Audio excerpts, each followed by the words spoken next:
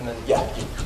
If you raise the purse, aren't you worried about fraud at all for IP and hiding IPs and going on your site with the ratings?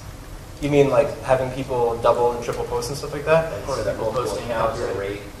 Yeah.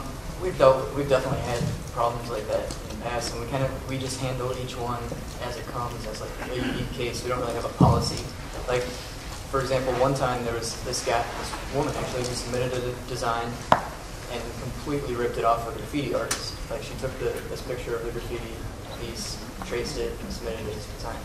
What we did when we discovered that it was ripped off is we contacted the graffiti artist, and we asked him, like, do you want prize money? And like, you can take ownership of the design and maybe even do a select design for us in the future because we really like your work. Well, that's fantastic. I mean, that's fantastic doing that. I like that very much. But I'm saying if you raise the purse, I mean, there's going to be a lot of people opening a lot of accounts. And with their IP, how are you tracing that? I mean, ultimately, if your design is bad, it's not going to get printed, and you can have 500 accounts. It doesn't matter. I mean, you're not going to. There's really not an easy way to beat the system because the system is so simple. It's like you can have multiple accounts, but if we find like a bunch of people scoring from the exact same IP, then it shows up when we see that. Well, if it's masked, I mean, if it's masked IPs, et cetera, et cetera. Yeah. Actually, one thing that happens a lot too on Threadless is it kind of like the community polices itself. Like, a lot of people scoring are really familiar with stock photography or strip art images, and 90% of the time they catch it and post in the comment. Like, I've seen this before.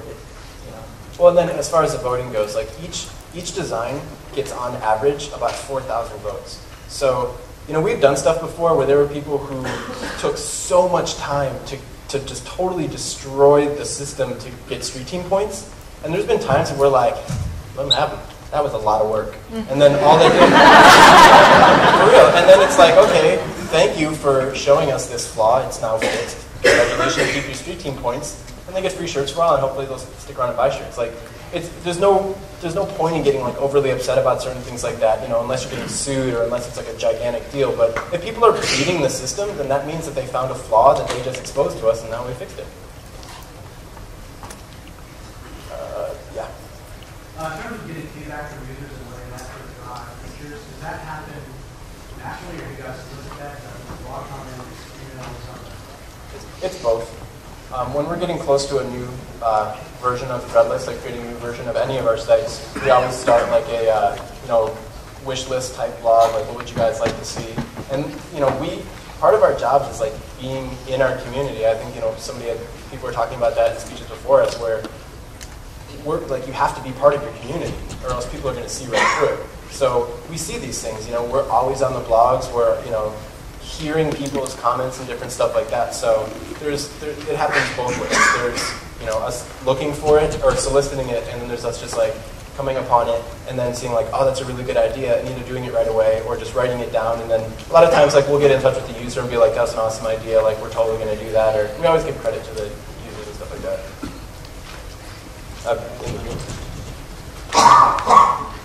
In regards to the $1 million, have you thought about maybe donating that to charity or maybe letting the users decide instead of just giving it to one person?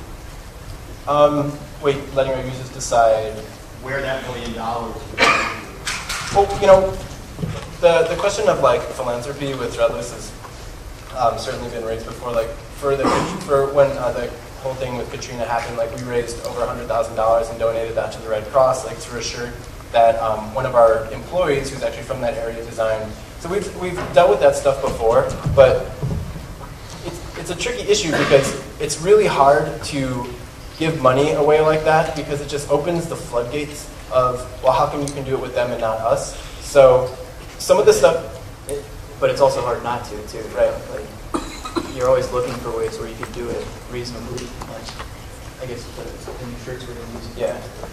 Yeah, there's a brand that we're starting to work with that their whole purpose of their business is basically like revitalizing this entire cotton economy in Africa, and by using them, we're helping that happen. It's like this factory's being erected and all this sort of stuff, and that's something that we met with these guys. We're like, yes, finally, philanthropy that we can stand behind. A t-shirt, it's like it's cotton. Of course, it makes sense for us. So it's not that we wouldn't do it. It's just that we're just kind of holding off. I mean, we're still a pretty young company, and we've done our part, a tiny little bit. And it's not that we're going like, why would we give that money away? Like, of course we would want to, but at the same time, we would probably also give it to a user.